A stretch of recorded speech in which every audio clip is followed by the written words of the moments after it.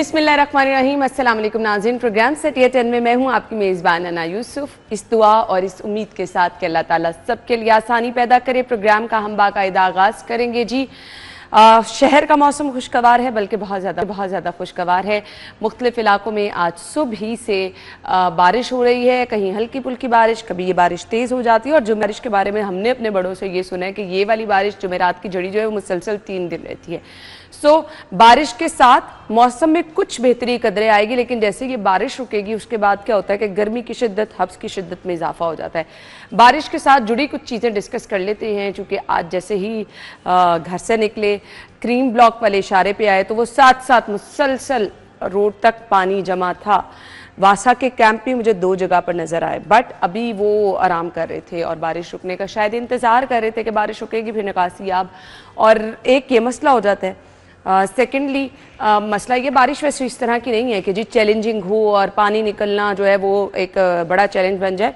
Control हालात हैं, but बारिश के साथ बिजली गायब, बहुत सारे लोगों का ये मसला है। सो मौसम खुशगवार, किसी ने क्या एंजॉय करना है। रोड्स पर ट्रैफिक का दबाव भी कंपैरेटिवली ज़्यादा लग रहा था। जिन लोगों की सुबह से बिजली गायब है, दफ्तर पहुंचने में उनको मसला हो रहा था। बट एक रिक्वेस्ट है जी रोड यूज़र से, गाड़ियाँ बहुत एहतियात के साथ चलाएँ। रोड स्लिपरी हुई होते हैं, आप अचानक से ब्रेक लगाते हैं तो किसी के लिए भी नुकसान का बाइस बन सकती है। अभी के मौसम की सूरत हाल भी हम आपके साथ डिस्कस करेंगे। अभी भी मुसलसल मुख्तलिफ इलाकों में बारिश हो रही है तो बड़ा खुशगवार एहसास है फ़िलहाल। इसके बाद वाली चीज़ जो है वो बाद में देखी जाएगी। अभी तो एंजॉय कीजिए चाय, जिनके जो नाश्ता लोग कर रहे हैं जी, खिड़की अपने कमरे की खोलें, लाउंज की खोलें और अच्छे तरीके से जी मौसम को एंजॉय करें। हमारे साथ हमारे रिपोर्टर्स मौजूद हैं, इनकी तरफ चलते हैं, कुछ इनका एक्सपीरियंस पूछते हैं कि जिन जिन रास्तों से आए हैं वहाँ पे क्या सिचुएशन थी। मौसम की अपडेट भी इमरान यूनुस साहब और हसन अली ने ज्वाइन किया है। अस्सलाम वालेकुम। इमरान भाई आपसे आगाज़ कर रहे हैं, क्या कहेंगे मौसम के हवाले से। मैं तो वैसे ऐसा मौसम देखूँ ना, यकीन माने ऐसे वर्स एक्सपीरियंस रही हैं, मैं टाइम से पहले घर से निकल आती हूँ, खुदा ना खास्ता लेट ना दफ्तर हो जाए। अरे भाई, आपने जिस खूबसूरत अंदाज में मौसम का सूरत हाल बताई है, यकीन जाने मैं अभी एकदम से ख्याल आया कि जहन से छुट्टी लूँ और घर चला जाऊँ। मौसम बहुत अच्छा है, बहुत प्यारा है। और सुबह फजर के वक्त से ही तकरीबन ये 4:10 से ये बारिश जो है वो स्टार्ट हुई और 15-20 मिनट तो खुल के बारिश जो है वो बरसी। उसके बाद फिर स्लो बारिश जो है वो होना शुरू हो गई और अल्हम्दुलिल्लाह शुक्र है कि गर्मी का जोर जो है वो टूटा और मौसम जो है बहुत खुशगवार हुआ। और अब ये बारिशों का सिलसिला जो है वो शुरू हो गया। और आपने नहीं सुना कि जुमेरात वाली बारिश 3 दिन रहती है? आप यकीन जाने लिटरली जब मैंने भी ये क्रीम ब्लॉक वाला सिग्नल जो है, चूँकि मैं भी वहीं से आता हूँ, क्रीम ब्लॉक वाला सिग्नल मैंने क्रॉस किया तो उसके बाद बिल्कुल रोड साइड पे पानी जो है वो काफ़ी खड़ा था। और ट्रैफिक जो है चूँकि इस मौसम में 25-30 से ऊपर कोई भी गाड़ी जो है वो जा ही नहीं पा रही, क्योंकि बारिश जो है वो हो रही है, पानी जो है वो खड़ा है। और स्पेशली वो रोड जो है वो तो अब जिन्ना हॉस्पिटल के पास वैसे ही वहाँ पे ऑटो रिक्शा और दूसरी चीज़ें होती हैं, ट्रैफिक जो है उस रफ़ी का शिकार होती है। तो आज तो बारिश की वजह से वैसे ही बिल्कुल बम्पर टू बम्पर गाड़ियाँ जो हैं वो थी। तो मेरे पास काफ़ी टाइम था ऑफिस आते हुए ये सोचने का कि जी बड़े क्या कहते थे, मौसम के बारे में सोचता रहा। तो लिटरली आप वाली बात, कसम से आप वाली बात मुझे वहाँ याद आई कि वालदा जो है वो हमारी कहती हैं कि ये जुमेरात की जड़ी, वो वर्ड यही बोला जो आपने बोला। तो मैंने कहा जुमेरात की जड़ी जो है ना ये रुकती नहीं है। अब संडे को भी बहुत ज़्यादा बारिश जो है वो प्रेडिक्ट की जा रही है, फोरकास्ट जो है वो यही बता रही है। लेकिन बात यहाँ पर ये है कि ठीक है, सबसे बुरी बात जो ये हुई कि जी लाइट जो है वो सुबह से नहीं है और मैं खुद बड़ा परेशान हुआ कि सुबह से लाइट जो है वो नहीं तो थी। लेस्को का काम और उसके वो तो जाना ही है, वो तो ऑब्वियसली करना ही है, जब बारिश होनी है तो कहा था। उसके बाद अब ये है, जिस तरह आपने बात की कि इंतजामी इदारों को मुतहर्रक होने की अशद ज़रूरत है, लेकिन सॉरी टू से मुझे इस बार नदी नालों की सफाई वैसी होती हुई नजर नहीं आई। डिसिल्टिंग जो है वो मुझे नजर नहीं आई। बट इस दफा ये है जी प्रेडिक्शन पहले से ज्यादा बारिशों की है और हमारी तैयारी क्या है वो तो फिलहाल। अच्छा, मैंने वासा के कैंप में लोगों को देखा। भाई हमारी तैयारी पूछोगे, हमने अलग जूतियां रख ली हैं, हमने रिपोर्टिंग करनी है और हमने उतार के। इसके अलावा वो हाल सेम वैसा ही रहना है जो आप बात कर रहे हैं। इस दफा ज्यादा वर्स्ट होगा, इस दफा ज्यादा वर्स्ट क्यों होगा? क्योंकि आपके शहर में बहुत से मुकामात पे खुदाई हुई हुई है, आधा शहर तो खुदा हुआ है, ठीक है, वो उसका कोई इंतजाम नहीं किया गया और जब बारिश होगी तो वो एक बहुत बड़ा जो है वो नुकसान होगा और उससे खुदा ना खास्ता हादसात भी आप जिस रास्ते से आए अभी रास्ते में मैंने देखा है कि एक्सीडेंट हुए पड़े हैं कुछ। मैं तो देखें, मैं निकला तो क्योंकि मुझे पाइन एवेन्यू से आना होता है, ठीक है, या रिंग रोड से पाइन एवेन्यू से, तो मुझे जो है ये कह सकते हैं आपके कॉलेज रोड पे कुछ थोड़ी सी जगह पे पानी जो है वो जमा नज़र आया, बाकी रास्ता क्लियर था। लेकिन ये कि ट्रैफिक का, जैसे इमरान ने बात की है कि ट्रैफिक की रवानी जो है वो सुस्त रवि का शिकार थी। और लेकिन मैंने एक चीज़ आते हुए देखी और वो ये थी कि आज जो नाश्ता पॉइंट्स है ना, अच्छा, वहाँ पे रश बहुत था। मतलब लाहौरियों के लिए असल में ये होता है कि जी एक फेस्टिविटी है ना, फेस्टिविटी है और बच्चों की छुट्टियां भी चल रही हैं, बच्चों की छुट्टियां इसलिए। तो वहाँ पे काफ़ी रश जो है ना मैंने देखा आते आते, और मेरा भी यही दिल कर रहा था कि आज अगर घर होते। ये ले जी, अपनी अपनी ख्वाहिशात का इन्होंने इजहार करना शुरू कर दिया, और वो ख्वाहिशात भी कौन सी है, छुट्टी वाली, जो कि मुमकिन भी नहीं है। हाँ, वो मुमकिन नहीं क्योंकि हमें सबक याद है। असल में ये होता है ना, रिस्पॉन्सिबिलिटी बढ़ जाती है इस तरह का। जब मौसम होता है, शहर में कुछ ऐसी हैपनिंग हो, तो फिर आपके लिए चैलेंजिंग ये होता है कि आपने कुछ ऐसा दिखाना है जो शहर में लोगों के लिए मुश्किलात ना। आप यकीन जाने वासा खुद जो है वो सिटी 42 के रिपोर्टर्स को कॉल करके, इनफैक्ट मुझे भी अक्सर कॉल आते हैं कि इमरान भाई वो आप रिपोर्टिंग कर रहे थे, वो जरा उस एरिया के बारे में हमें थोड़ी डिटेल बता दें, हमने वहाँ पहुँचना है, हमारी टीमों ने वहाँ तो फिर हम अपनी जिम्मेदारी समझते हैं ना कि अगर इतना हम पे ट्रस्ट किया जा रहा है तो फिर उसको अच्छे तरीके से निभाना भी है। अच्छा, छतें गिरने के वाकयात बहुत ज़्यादा होते हैं, करंट लगने के वाकयात, मुसलसल बारिशों में तो गाइडलाइंस कुछ जो रेस्क्यू की जानिब से जारी की जाती हैं, सो हम चाहते हैं आप तक पहुंचाते रहें। अपने घरों की जो बेल हैं जी, गेट पे जो डोर बेल होती है, उसको एहतियात से मोहतात होकर बजाएं जी, और इसके साथ साथ थोड़े से घर में जितनी भी आपके बरकी आलात का इस्तेमाल कम करें। ये और एक और बड़ी अहम चीज़ है जी, हम बॉदर नहीं करते, क्योंकि पिछले दिनों यही वाकया हमने एक आपके साथ रिपोर्ट किया, मुसलसल छत पे पानी जमा था, कोई ऊपर जाकर देखने की कोशिश ही नहीं करता है, तो वो मुसलसल पानी जमा रहने से नुकसान होता है। अगर ये 1-2 दिन बारिशें मुसलसल होती हैं तो कोशिश करें छतों पर जहाँ कहीं पर भी पानी जमा होता है उसको मुसलसल निकाल दें। दीवारों में जाने से खुदा न खास्ता इससे जो बहुत ज़्यादा वाकयात जो है वो रूनुमा होते हैं। इमरान साहब, लेस्को बरियो ज़िम्मा होता था ये कह के, शायद सिपरा साहब कहते हैं कि लाइट तो जाएगी इस तरह के मौसम में। अब होता ये है कि मैं नहीं कह रही कि लाइन स्टाफ आके फ़ौरन बारिश के दौरान काम करे, बनता भी नहीं है करना, बट अगर 8 घंटे बारिश होगी तो 8 घंटे लाइट नहीं आएगी। देखिए जी, बिल्कुल शायद सिपरा साहब, बिल्कुल आपने सही बताया कि वो बताते हैं कि लेस्को के SOPs हैं। पहली बात तो ये है कि जब गर्मियों से सर्दियों का मौसम आता है, मेंटेनेंस के लिए वो टाइम लेके लाइट बंद होती है। फिर जब सर्दियों से गर्मियों का मौसम आता है तो जो लाइंस हैं वो जो है वो इतना लोड बर्दाश्त नहीं कर पाते, जिसकी वजह से काफ़ी ट्रांसफार्मर भी ख़राब हो जाते हैं और लाइनें जो हैं वो भी डिस्टर्ब होती हैं, जिससे शहरियों को कई घंटे जो है वो लोड शेडिंग का जो है वो सामना करना पड़ता है। दूसरी बात ये रही है कि बिल्कुल आपने सही कहा कि लेस्को जो है वो बरियो ज़िम्मा इस तरह हो जाता है, वो कहते हैं कि जी बारिश हो रही है, किसी को करंट ना लग जाए, कोई हादसा ना हो, इसलिए हम लाइट जो है वो बंद कर देते हैं, लेकिन ये ज़्यादती है। देखें, ठीक है, जब बारिश बहुत ज़्यादा तेज़ हो रही हो, तूफान चल रहे हो, दरख्त गिर रहे हो, फिर तो समझ आती है कि जी ठीक है, लाइनें जो हैं वो टूटी हैं, फिर लाइट जाना बनती है। लेकिन अगर आप ये कह दें कि जी बारिश बहुत तेज़ हो रही है और हम चाहते हैं कि बिल्कुल खंभों में करंट ना आए या लोग जो हैं वो हादसा से बच जाए, तो इसलिए हम लाइट जो है वो, अब जिस तरह मैं आपको बता रहा हूँ कि लिटरली मैंने आपको पहले भी बताया प्रोग्राम शुरू होने से पहले कि मैंने अपनी प्रोड्यूसर आयशा को कॉल की और मैंने कहा कि आयशा, आज सुबह से लाइट नहीं आ रही, और आयशा जो है वो हमारी बहुत स्ट्रिक्ट है, वो कहती जी आप ऑफिस पहुंचे, ऑफिस में लाइट है। तो मतलब कहने का मकसद ये है कि इकबाल टाउन के इलाकों में तो फजर के बाद से लाइट गई हुई है और अभी तक नहीं आई। ये रिपोर्ट हुआ है क्योंकि 3-4 घंटे से लाइट गई हुई है, अभी तक लाइट नहीं आई। तो देखिए कितना मसला है, जिन लोगों ने अपने दफातर में जाना है उन लोगों के लिए भी प्रॉब्लम है। सो मुसलसल अगर आज पूरा दिन बारिश की प्रेडिक्शन रहती है तो हम वासा की कारकर्दगी भी टाइम टू टाइम आपको शहर में सूरत हाल क्या है दिखाते रहेंगे। अभी हमें अफशा ज्वाइन कर रही हैं, बाहर मौजूद है जी, बाहर की सूरत हाल बताएंगी, बारिश की क्या सूरत हाल है, किन किन इलाकों में पानी जमा है, और साथ साथ ये भी बताएंगी कि महकमा मौसमियात की जानिब से क्या प्रेडिक्शन की गई है। अफशा बताइए, अभी का मौसम कैसा है और क्या आज पूरा दिन बारिश रहेगी? जी बिल्कुल, आपको बताऊं इस वक्त भी शहर में बारिश हो रही है और सुबह का आगाज़ भी बारिश से ही हुआ था, कहीं हल्की तो कहीं तेज़ बारिश हो रही थी। ये प्री मानसून की बारिशें हैं जिनका आगाज़ हो चुका है और 1 जुलाई तक ये जारी रहेगी, जबकि बाकायदा मानसून जो है वो 15 जुलाई से शुरू होगा और सितंबर तक उसकी बारिशें जारी रहेंगी। PDME की जानिब से बाकायदा अलर्ट जारी किया गया है कि इस साल 25% ज़्यादा बारिशें होंगी, तो शहरी उस सवाल से एहतियाती तदबीर लाजमी अपनाएं, अपने अपने प्यारों का ध्यान रखें, क्योंकि मानसून का मौसम जितना हसीन होता है उतना ही एहसास भी होता है। तो इसको बहुत आराम से, बहुत प्यार से एंजॉय करते हुए गुजारना होता है। बिजली की खंभों की तारों से नहीं गुजरना होता। अगर रोड पे पानी जमा होता है तो बहुत आराम से, ध्यान से वहाँ से गुजरना है कि वहाँ पे कोई बिजली की तार ना हो और वो हमें जानी नुकसान ना पहुँचा सके। अगर मज़ीद कोई परेशानी होती है तो महकमों से मुतालिक आगाही लेनी चाहिए, उनसे रब्ता करना चाहिए। खुद जो है कोई भी काम नहीं करना चाहिए बिजली का और दीगर भी बारिश के इस मौसम में। इस वक्त शहर का मौजूदा दर्जा हरारत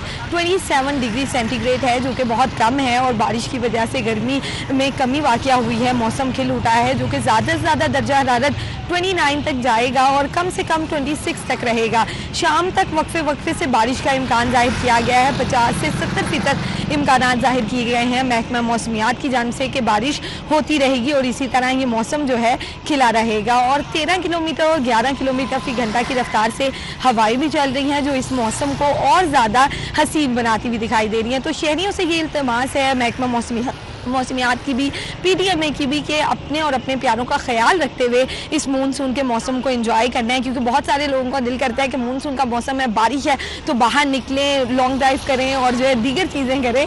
लेकिन ठीक है, थैंक यू सो मच जी। अफशा, आपके पीछे हमने देखा थी बारिश हो रही है, कहीं हल्की बारिश है शहर में, कहीं तेज़ बारिश है। रोड पे जो लोग गाड़ियां चला रहे हैं, बाइक चला रहे हैं, मोहतात रहें जी, बहुत एहतियात के साथ सफ़र करें। अल्लाह ताला सबको महफूज रखे। हम ब्रेक के बाद आएंगे तो बातचीत का सिलसिला आगे बढ़ाएंगे। स्टे विद अस।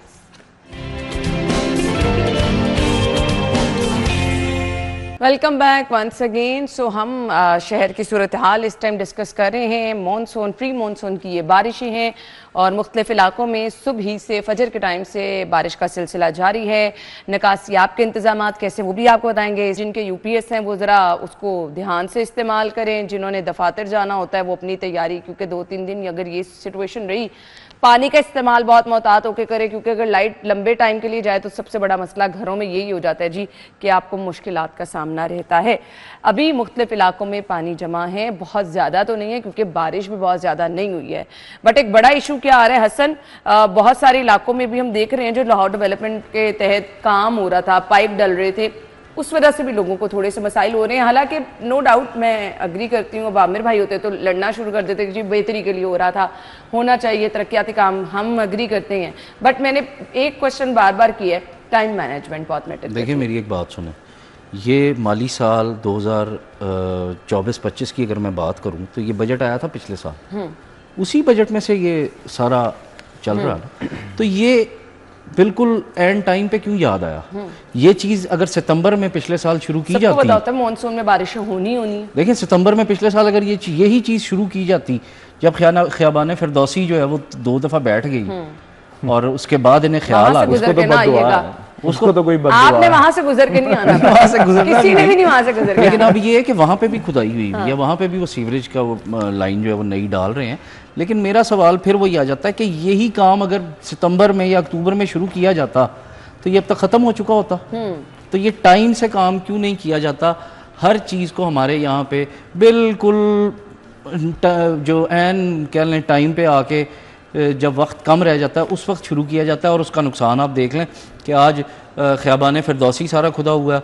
उसके बाद अगर हम ज़्यादा दूर नहीं जाते, ये मॉल टाउन कचहरी के बाहर आप देख लें, वहाँ से हमारा तकरीबन रोज़ का गुजर है और बड़ा बिजी रोड है वो जी, 2-3 साइड पे ट्रैफिक का जो है वो वहाँ से गुजरना है और फिर आपको पता वकला बहुत बड़ी तादाद में वो हैं। फिर उसके अलावा एक और चीज़ है, ये पीको रोड पे या मौलाना शौकत अली रोड की तरफ जब जाएं तो राइट साइड पे वहाँ पे भी वो खुदाई की थी, वहाँ सीवरेज लाइन डाली है, उसके बाद उस पे मट्टी डाल दी गई है बिल्कुल, लेकिन उसको अभी तक जो है उस कारपेट नहीं किया गया। खासा इससे कोई बड़ा वाकया हो सकता है। गुफरान साहब ने हमें ज्वाइन किया है, MD वासा, उनसे उनकी प्लानिंग जान लेते हैं। अस्सलाम वालेकुम सर, क्या हाल चाल है आपके? सर आपके वक्त का बहुत बहुत शुक्रिया। मुझे वासा की प्लानिंग बता दें। अभी हमने मुख्तलिफ इलाकों में देखा, बहुत ज्यादा तो नहीं पानी जमा है, वासा के कैंप भी लगे हैं। सो आपकी प्लानिंग क्या है, हिकमत अमली क्या है? अगर पूरा दिन बारिश रहती है तो किस तरह से उसको आप लोग मैनेज करेंगे? नहीं, एक तो कौन से पॉइंट पे आपने पानी देखा वो हमें पॉइंट आउट कर दें। सर आप अगर आए क्रीम ब्लॉक से इकबाल टाउन की तरफ रोड के बिल्कुल साइड पर, मैंने तो मेंशन भी कर दिया कि थोड़ा सा है माजरत के साथ, तो वो रोड के साइड पर पानी अभी था क्योंकि बारिश भी हो रही थी। वो एक्चुअली वो जो रोड है वो हमारे उधर हमारा सिस्टम कोई एग्जिस्ट नहीं करता। वो रोड के अंदर ग्रीन बेल्ट में पानी जाता है ताकि वो परकुलेट हो जाए। जब LDA ने वो आपके अंडर नहीं आता, उधर बादशाह का कोई सिस्टम नहीं है। बाकी आप अल्हम्दुलिल्लाह लाहौर सारा क्लियर है, किसी भी पॉइंट पे किसी जगह पे भी कोई भी पॉन्डिंग नहीं है। तो छोटी छोटी रोड में जो लोकल डिप्रेशन होते हैं उसमें वाटर पॉकेट्स सी बदल सी बन जाती हैं, तो वो LWMC उसकी स्वीपिंग कर रही। बाकी इस वक्त तमाम अंडर बाकी सर जो पॉइंट्स ऐसे शहर के करतबा चौक वाली साइड पे अगर देख लें क्लियर है, सब क्लियर है, करतबा चौक भी क्लियर है, ऑल पॉइंट्स जो हैं वो क्लियर हैं, किसी भी पॉन्डिंग नहीं है।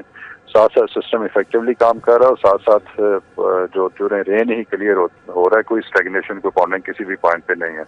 बाकी अल्हम्दुलिल्लाह हमारा सिस्टम जो है वो ठीक काम कर रहा है, डिस्पोजर्स भी, जेनसेट्स भी, इलेक्ट्रिसिटी तो बहुत सारे डिस्पोजर्स पे नहीं है। लेकिन सर अभी तो बारिश कंट्रोल है और जी, इन केस अगर बारिश बहुत ज्यादा होती है तो उसमें क्या आपका प्लान है? तो उसमें भी हमारे सारे अरेंजमेंट्स इन प्लेस हैं। इंशाल्लाह आप देखेंगे कि वासा का काम सिस्टम जो इफेक्टिवली काम कर रहा होगा। लास्ट ईयर भी आपने देखा और इस साल CM साहब ने 10 टैंक्स भी बनवाए हैं जो हॉट स्पॉट्स हैं, तो अल्हम्दुलिल्लाह वो टैंक्स ऑपरेशनल है, उनमें पानी जो सर चैलेंजिंग कौन से इलाके हैं शहर के जहां पर आपको एक्स्ट्रा एफर्ट करनी पड़ती है, जहां पर आप लोगों को भी ये मशवरा देना चाहेंगे कि अगर तेज बारिश हो तो अल्टरनेट रूट इख्तियार करें, क्योंकि मुश्किल होता है, थोड़ा सा निकासी आपके लिए भी टाइम दरकार होता है?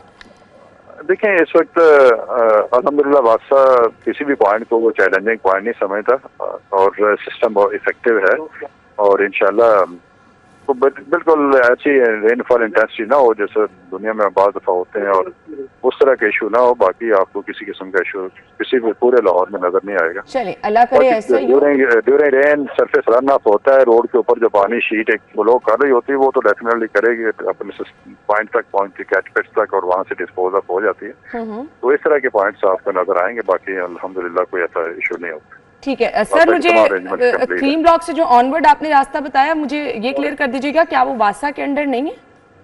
उधर वासा का कोई इंफ्रास्ट्रक्चर नहीं है, वो सिर्फ ग्रीन बेल्ट में पानी कलेक्ट किया जाता है और जमीन में परकुलेट हो जाता है। वो थोड़े टाइम के बाद वो पानी निकल जाता है, कोई इशू नहीं होता। ठीक हो गया, thank you so much sir. आप हमारे साथ मौजूद थे जी, बता रहे थे MD वासा साहब के उनकी प्लानिंग क्या है।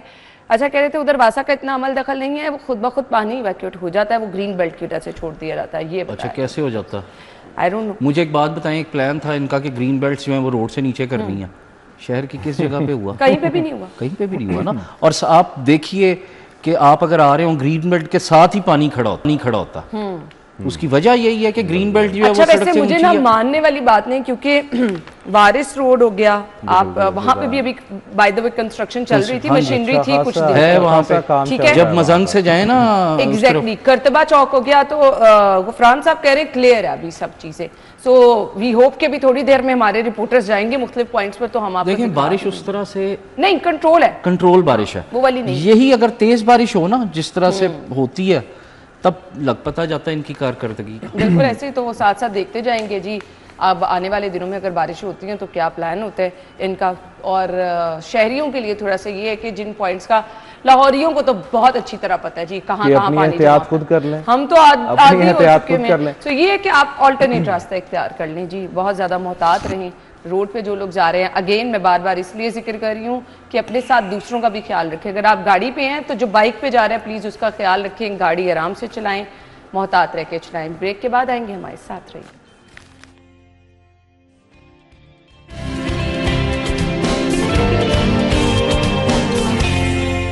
Welcome back. आज की लीड स्टोरी की तरफ आ रहे हैं जी। लाहौर डस्ट फ्री सिटी बनेगा, जामा प्लान इसका तैयार कर लिया गया है और सेक्रेटरी हाउसिंग की लाहौर डेवलपमेंट अथॉरिटी हेडक्वार्टर आमद कमर्शियल अमलाक के बाहर वाले हिस्से के डिज़ाइन के लिए कानून साजी तामीराती SOPs मजीद सख्त करने का फैसला किया गया है। सो आज की अगर बात करें तो अल्लाह ताला ने डस्ट फ्री कर दी है। इमरान यूनस, देखिए जी बड़ी अच्छी बात है, प्लानिंग जो है वो होनी चाहिए, की भी जानी चाहिए। इससे और किसी का नहीं तो चले जर्नलिस्ट का भला जो है वो हो जाता है। नहीं सरकारी नहीं मैं बताता हूँ, छोड़े ना, हमारा इस तरह भला होता है कि जी फैसला कर लिया गया, किया जाएगा, ये किया जाएगा, वो किया जाएगा, वो किया जाएगा, यहाँ तक ना खबर की हद तक। देखिए लाहौर को मैं अभी सुबह आते हुए, चूँकि न्यूज़पेपर जो है वो पहले ही हमसे शेयर कर दिया जाता है आयशा की जानिब से, तो रास्ते में आते हुए भी मैं जो है वो थोड़ा इसको देख रहा था, क्योंकि ट्रैफिक जो है वो जहाँ पर जैम होती थी तो चले मैं इसको न्यूज़ को पढ़ लेता था। तो मैं वही सोच रहा था, मैंने कहा हमारा लाहौर जो है ये बागात का शहर था, लेकिन आपको बाग नज़र नहीं आएंगे, ठीक है। उसके बाद क्या हुआ कि हमें जी पोलियो फ्री होना था, क्या हम पोलियो फ्री हो गए? नो, ऐसे कई प्रोजेक्ट हैं जो मुकम्मल ही नहीं हो पा रहे। मैं खुद सोच रहा था, मैंने कहा यार ऐसे लाहौर के कौन से ऐसे प्रोजेक्ट हैं है ना कि हमारी प्लानिंग नहीं उस तरह की होती। अल्लाह आपका भला करे, हमारी प्लानिंग ऐसी होती है। ये तो प्लानिंग होती है लेकिन बाबू जो है उस प्लानिंग को इम्प्लीमेंट नहीं होता। देखिए हमारी प्लानिंग जो है ना वो सिर्फ इसलिए होती है कि जी ये अहकामात आए हैं, ये अभी कर देना है। जबकि पूरी दुनिया में प्लानिंग जो है ना वो 20 से 25 साल की होती है, 30 साल की होती है कि जी आज हम एक प्रोजेक्ट जो है वो इंट्रोड्यूस करवा रहे हैं तो अगले 20, 25, 30 साल तक इसके समरात क्या होंगे, और अगर कुछ डेवलपमेंट होती है आगे जाकर तो इस प्रोजेक्ट को खत्म ना करना पड़े या इसको रीमॉडलिंग जो है इसकी ना करनी पड़े। लेकिन हमारे यहाँ पर अभी एक प्रोजेक्ट शुरू होता है, मुकम्मल होता है तो 2-3 महीने बाद उसका कुछ ना कुछ जो है ना उसमें अमेंडमेंट हो जाती है। बट एवर वो डेवलपमेंट के हवाले से है या कोई और पॉलिसी मेकिंग के हवाले से कुछ और है तो ठीक है, बड़ी अच्छी बात है कि डस्ट फ्री सिटी जो है वो आप बनाएंगे। स्मोक फ्री तो अभी तक हम कर नहीं पाए अपने शहर को, कैसे लेकिन चले डस्ट फ्री आप कैसे, लेकिन शहर की अभी सफाई, मैं इस तरफ आता हूँ कि ठीक है आप डस्ट फ्री करेंगे, मुझे ये बताएं कि अभी तक कारखानों की चिमनियों से निकलने वाला धुआं जो है आप उसको नहीं रोक पाए।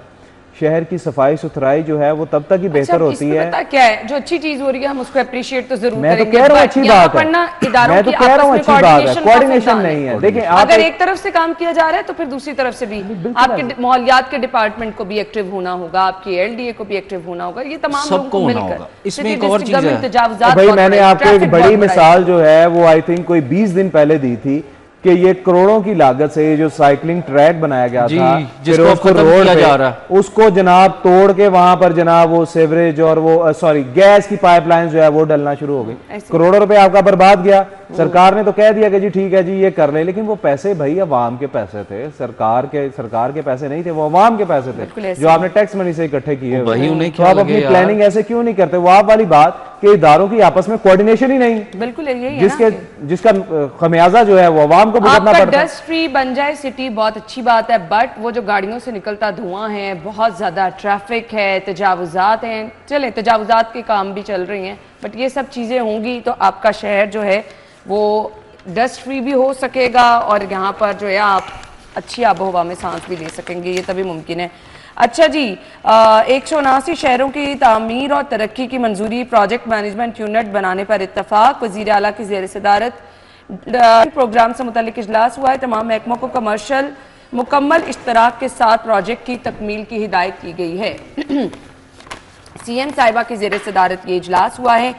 सूबे भर में शॉप्स के लिए यकसा डिज़ाइन मुकर्रर करने के लिए बायलॉज लाने के लिए इक़दामात के अहकामात भी जारी किए गए हैं। हसन अली की तरफ आऊँगी इसमें देखिए ना, एक और यूनिट बन जाएगा, ठीक है, बाबू बना देंगे, एक और यूनिट बन जाएगा, एक और सब दाना क्या आपको कोई पॉजिटिव कैसे क्यों नहीं? मुझे सिर्फ एक बात का जवाब दे दें ना, जब तक बल्दियाती इदारे नहीं होंगे जो मर्जी कर लें, जैसे मर्जी प्रोजेक्ट ले आए, किस तरह से चलाएंगे? वो तो हमने होने नहीं देना है।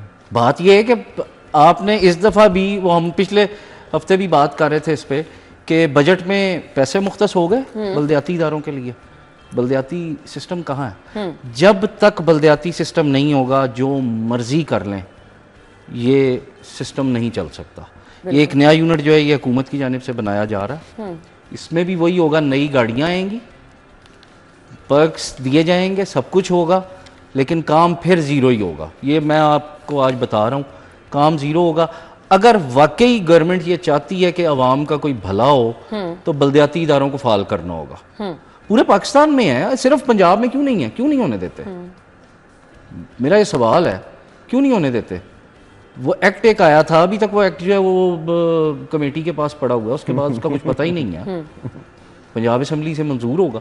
अब वो एक्ट भी, अब ये बात दूसरी तरफ चली जाएगी कि उस एक्ट में क्या क्या है, लेकिन मैं वही कहूँगा कि अगर ये अवाम की फलाह बहबूद के लिए कोई काम करना है तो बल्दियाती इदारों को फाल कर दें, ये तभी चीज़ें बेहतर खुद ही हो जाएंगी। बिल्कुल ऐसे ही है। अच्छा जी, देखिए बल्दियाती इदारों के हवाले से अना हम अगर बात करें ना, आप यकीन जाने गली मोहल्ले के जो काम है, जो लोकल बॉडीज की अहमियत है, वो यही है कि लोग ये कहते हैं कि यार बहुत लोगों को यही है, आप वोट किस बेस पे पड़ता है? वो जी हमारी वो गली ठीक करवा दें, गली पक्की करवा दें, ठीक है, वाटर और वाटर सप्लाई और दीगर चीजें जो है पाइप जो है वो डलवा दें, ठीक है, स्ट्रीट लाइट्स वगैरह जो है वो डलवा दें। अच्छा, अब इसमें एक और चीज है, मैं इमरान की सॉरी बात काट रहा हूँ, मुझे एक अब MNA जो है, जो मुंतखब MNA आज राव दिलशाद ही लग रहे हैं वो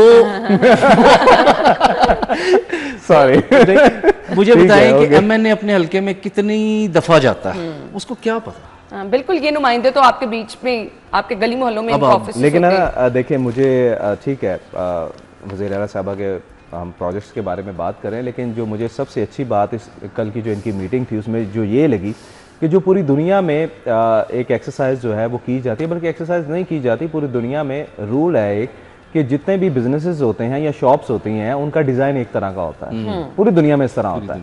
और इसके भी बाई लॉज जो है वो बनाने के लिए मरीम साहबा ने कहा है, तो आप यकीन जाने ये शहर की खूबसूरती में इजाफा होगा। क्यों?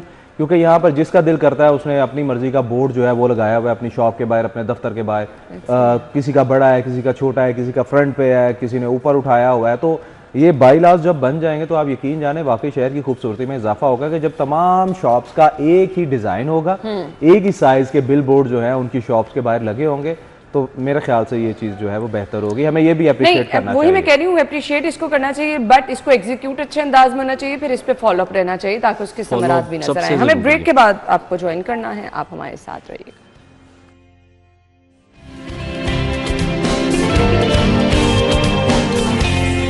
एक बार फिर से आपको खुशामदीद कहेंगे। शहरियों को रिलीफ के लिए वजीर आला का फ्लैगशिप मंसूबा इल्तवा का शिकार है। आपको ये बताएं कि जी सहूलत ऑन दी गो बाजार नहीं लग सके हैं। अच्छा जी, क्यों नहीं लग सके हैं और इससे सहूलत क्या दी जानी थी? हसन अली आपकी तरफ आ रही है ना। इसमें जो हमें वो बड़ी खूबसूरत किस्म की रेडियां नजर आती हैं ना शहर में, वो है सहूलत, वो तो लगे हमें, वो बहुत सी जगह पे और भी लगने थे। अच्छा, मुल्तान रोड है, हंजर वाले मुल्तान रोड में तो है, मांगा मंडी, रायविन, जीवन market, Mustafa town, Faisal town समेत 15 मकामात के निशान। ठीक है, 15 निशान। और इसके लिए जो रकम मुख्तस की गई थी वो 67 करोड़ रुपए से जायद की रकम है। अच्छा, जिस पे अमल दरामद नहीं हो सका उस तरह से जिस तरह से होना था। बट सवाल ये ना कि जहाँ कहीं लगे हैं वहां पे उसके समरात अवाम तक पहुंच रहे हैं। समरात अब एक और चीज़ है, देखें अब मैं अगर यहीं की बात करूं, ये टाउनशिप में के बिल्कुल पास या पीको रोड की बात कर लें या टाउनशिप की बात कर लें, यहाँ चले जाएं, जो सरकारी निर्खनामा है वो आवेजा ज़रूर होगा, अमल दरामद तो नहीं है। अब क्या फ़ायदा है फिर ऐसे बाजार का या ऐसी चीज़ का? ठीक है, आपने तजावज़ात के खात्मे के लिए एक अच्छा स्टेप उठाया कि आपने एक सी वो रेडियाँ जो हैं वो रेडी बाज़ार कह लें चलें उसको, वो एक वो शुरू कर दिया, जो एक ट्रैफिक ब्लॉक हुआ करती थी उससे भी जान छूटी, बहुत सी चीज़ें बेहतर हुई। लेकिन साथ में अवाम को रिलीफ देने के लिए जो सरकारी निर्खनामा है उस पर तो अमल दरामद नहीं हो सका, तो फिर क्या फ़ायदा हुआ? बिल्कुल ऐसे। उसके अलावा जो बाकी शहर के बाकी मुकामात पर ये बाज़ार लगाने थे वो नहीं लग सके, तो बात फिर वही आ गई कि ये अवाम का पैसा फिर ज़ाया ही हुआ ना एक तरह से, अगर देखें। तजावुज़ात का खात्मा है इसका मकसद। देखें ना, अगर मैं इसको थोड़ा सा ब्रीफली बताऊं, देखें कोई भी चीज़ जो है वो 100% नहीं होती। गवर्नमेंट का कोई भी प्रोजेक्ट आप ले लें, किसी भी गवर्नमेंट का ले लें, 100% वो नहीं होता, ठीक है। कहीं फॉलोअप की कमी जो है वो रह जाती है, वो तो है ही। वक्ती तौर पर अगर वो बेहतर होता है तो उसके थोड़े अरसे बाद जो है वो हफ्ते 2 हफ्ते बाद, महीने बाद वो दोबारा अपनी उसी चीज़ पर आ जाता है। पहली बात ये है कि अगर इस सहूलत के हवाले से बात करें, पहली बात तो ये है कि लोगों को पहली बात तो ये है कि तजावज़ात का खात्मा जो है वो हुआ, हम इस चीज़ को मानते हैं, ठीक है। वो फुटपाथ जो कि बिल्कुल नाकारा थे, जिसको इस्तेमाल जो है वो नहीं किया जाता था, या फुटपाथ ख़त्म करने की रवायत जो है वो इस गवर्नमेंट ने अपनाई कि सर्विस लेन ख़त्म कर दी, फुटपाथ ख़त्म कर दी है कि लोग पैदल तो चले ही ना। खैर चले, उनको आपने यूटिलाइज इस तरह किया कि जो रेडियाँ आपको जगह जगह नज़र आती थी वो बेहतरी हुई, ठीक है, वो ख़त्म हो गई, वो एक ही जगह एक सिमेट्री में आ गई, ठीक है। लोगों को जरिया माश मिल गया, ये मैं भी इस चीज़ का गवाह हूँ कि लोगों को बगैर पैसे के ये चीज़ें जो हैं वो मिली और लोग जो हैं वो इससे खुश दिखाई दिए हैं। कल ही मैंने ऐसे ही बाज़ार से कल मैंने शॉपिंग की है, और आप बिल्कुल हसन भी ठीक तरह कह रहे हैं कि जो सरकारी निर्खनामा है, अगर सरकारी निर्खनामे पर चीज़ मिल रही है तो उसकी क्वालिटी में फ़र्क आ जाता है, ठीक है। और ऑब्वियसली ये जिम्मेदारी जो है प्राइस शहर में प्राइस कंट्रोल मजिस्ट्रेट्स की है, और प्राइस कंट्रोल मजिस्ट्रेट्स क्या कर रहे हैं वो आपको भी पता है, हसन को भी पता है, मुझे भी पता है, और हमारे देखने वाले जो लोग हैं तो शहरी हैं उनको भी पता है, लेकिन उस चीज़ को चले छोड़े, उन चीज़ को छोड़े। वो ठीक है कि हर बंदे की कोशिश ये होती है कि यार चीज़ अच्छी मिले, चाहे कोई 10, 20, 50 ज़्यादा देने पड़े, चीज़ अच्छी मिल जाए। लेकिन बात ये है कि ये प्रोजेक्ट इसलिए अच्छा है कि यार कम से कम रेडियो का खात्मा जो है वो हुआ, सिर्फ तजावुज़ात का खात्मा हुआ। इंक्रोचमेंट के हवाले से हम ये देखें तो इंक्रोचमेंट जो है वो इसका खात्मा हुआ है।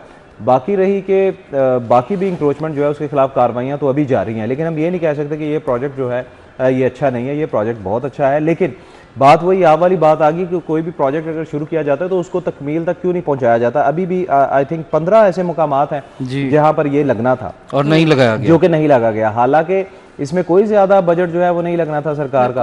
अभी भी आप टाउनशिप का कई ऐसे इलाके अभी भी हैं जहाँ कुछ रेडियां लगी हुई हैं। मैंने टाउनशिप बाजार में जो है ये कॉलेज रोड पे अगर बागड़िया की तरफ जाएं तो वहाँ पे ईद पे मैंने वहाँ पर कवरेज की थी तो मैंने देखा था कि वहाँ रेडियां मौजूद थी। तो मैं बड़ा हैरान हुआ था और मैंने उनसे पूछा कि मैंने कहा यार आप लोगों को वो नहीं मिली वो नई रेडियां और वो सारा कुछ।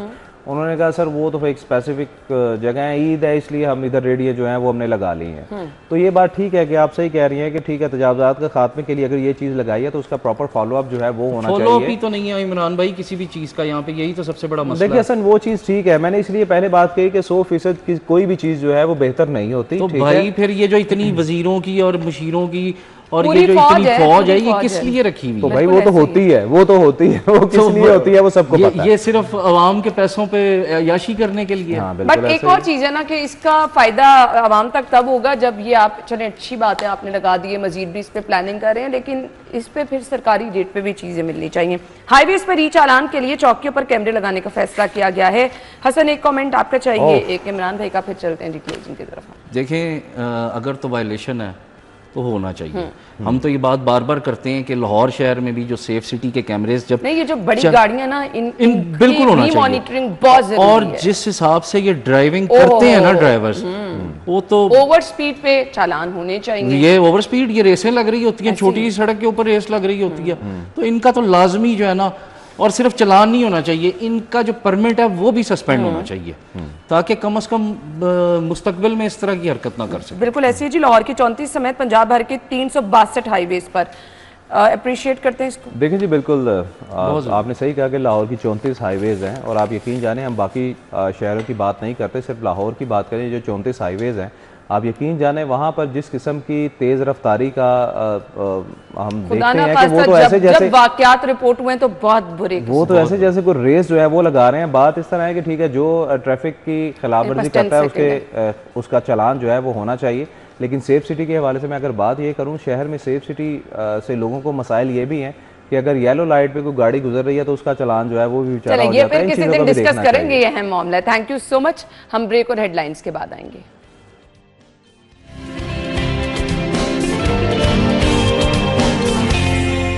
Welcome back once again. आज है जी 26 जून। मनशियात के इस्तेमाल और इसकी गैर कानूनी स्मगलिंग के खिलाफ आलमी दिन आज मनाया जा रहा है। मनशियात चाहे वो किसी भी सूरत में हो, क्योंकि हम समझते हैं कि अगर सिगरेट पी रहे हैं तो वो ज़्यादा नुकसान पहुंचाएगा, वे पियेंगे शीशा या उसकी ऑल्टरनेट जितनी भी जदीद शक्लें आ चुकी हैं वो नुकसान कम पहुँचाएंगे।